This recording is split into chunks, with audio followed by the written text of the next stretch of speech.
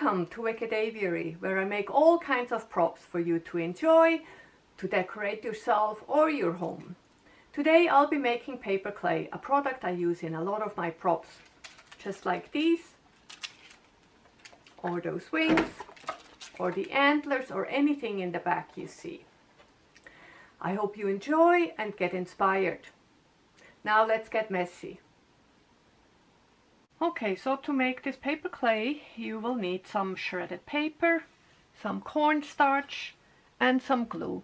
Now I use carpenter's glue, but regular glue will do too. Now this clay I actually made months ago. I don't usually keep it that long, but it, as we all know, 2020 was a difficult year, and it ended up staying in the fridge for a very long time, and it's, to my surprise, it's still good. And I think it's the cornstarch. Flour would have gone bad or moldy.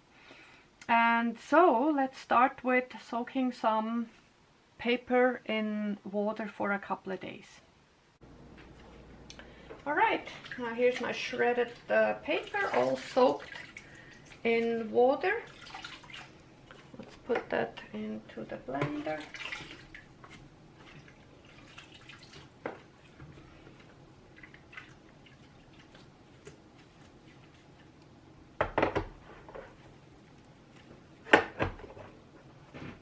Add enough water.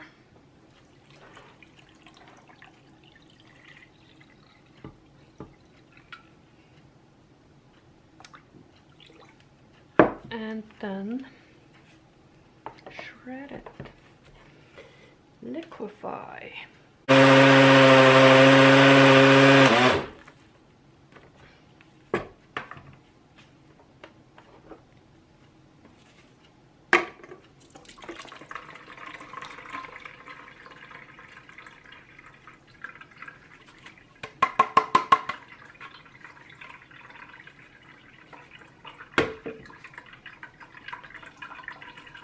So then I drain the whole thing into my sieve here with the bucket underneath, of course, and I help it along with the sponge.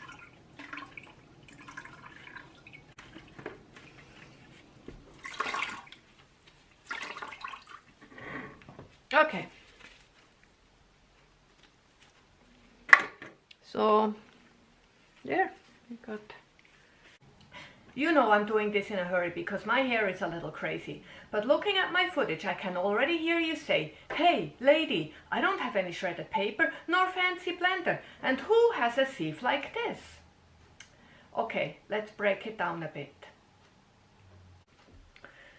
Okay, first the paper. If you don't have any shredded paper, newspaper or flyers will do too. Just strip it up by hand and soak it, and it will work very well. Blender. You do need some sort of blender. If you don't have a fancy blender like this, just use a little handheld one. But you need to break it down somehow, unfortunately.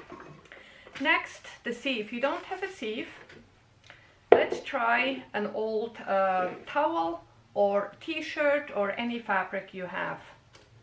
I do have my pulp here. Put it in here.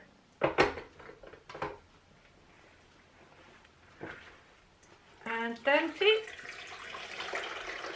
all you do is squish out the paper. Squish out the water. There we go. And that's it. Alternatives. Use what you have. That's my motto. Okay, let's get back to the paper pulp. Okay, now I have all my paper pulp, so water squeezed out as much as I could. Now I put it into buckets here, and I usually do it in 2 batches because I don't have any bigger buckets.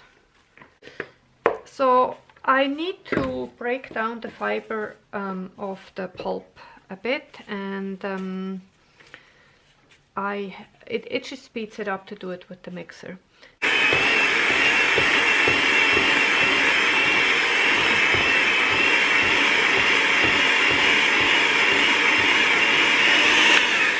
Okay, so it's breaking down a little bit. It's still a little bit chunky, but I'm going to go in with the glue.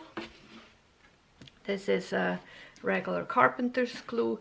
Do not go for the fast drying one because, oh my goodness, it really dries fast. I had to get a new mixer and everything. So just regular glue. So I'm just pouring it in. Now, I know people want recipes, but I'm really bad at this because I try it every time it's different. So it just has to be on the wet side.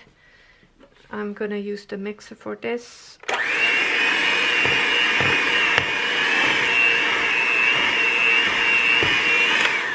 And that itself will break the fiber down too. That's why actually I don't want it too dry.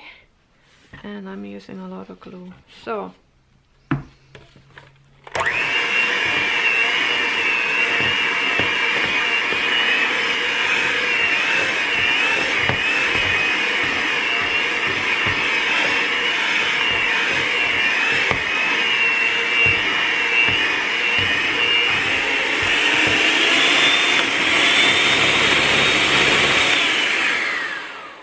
okay, now see, this is really not too bad.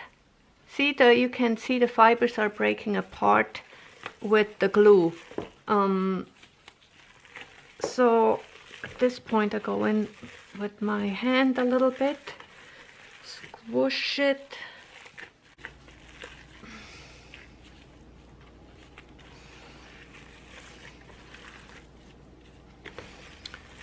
All right.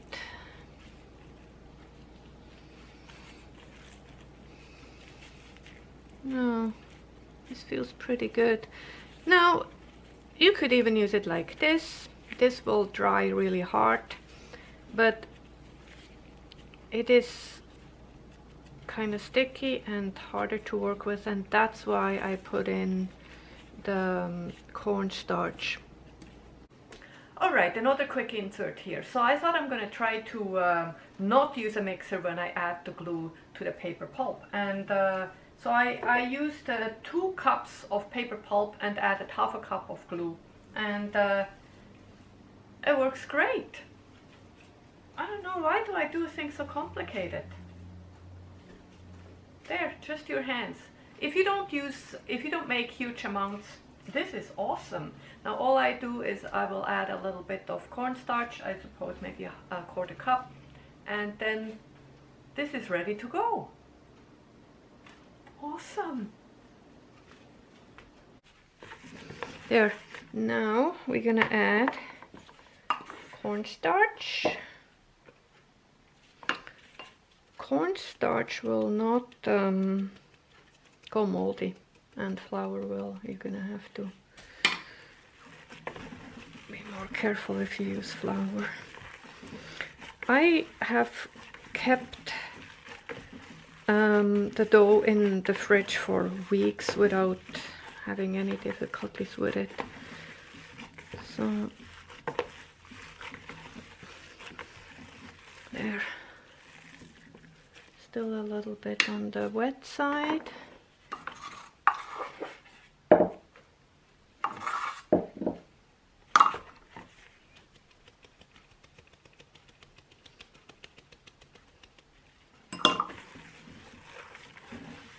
Okay, I think this is about it.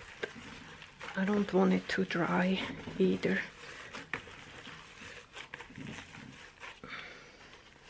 There.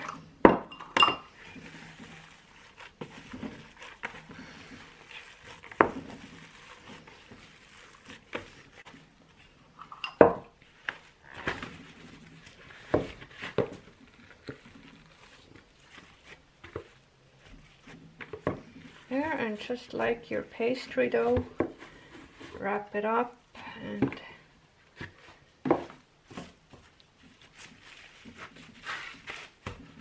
there.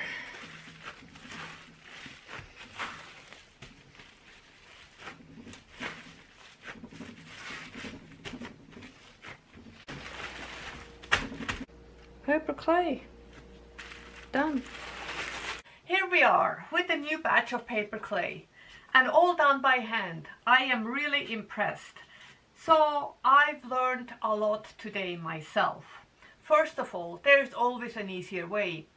That piece of fabric drained the water out of the paper pulp so much easier than the sieve. I will be adopting that from now on. So this was 2 cups of paper pulp, half a cup of glue and a 1/4 cup of cornstarch mixed together by hand, this batch. Now this is a nice yield. It will be enough for 1 to 2 projects. And the paper clay that I make with the mixer is a little bit smoother and it is easier on my hands. So I will keep using the mixer, but it is easily done by hand. I am really impressed. So as you know from my other videos, I mostly use cardboard in combination with the paper clay. So once you add it to cardboard, it can be put in the oven to dry if you have a small project, of course, and at a low temperature, 180 to 200 degrees Fahrenheit, an hour or 2. It will all depend on the thickness of the clay. You just have to keep checking. I was going to show you how tough the paper clay is. I got a horn here I made a long time ago, and it is a little bit heavy. I learned to make things lighter in the meantime. So let's see if we can do some damage here. I got a hammer. I got the clay here. Oh my goodness.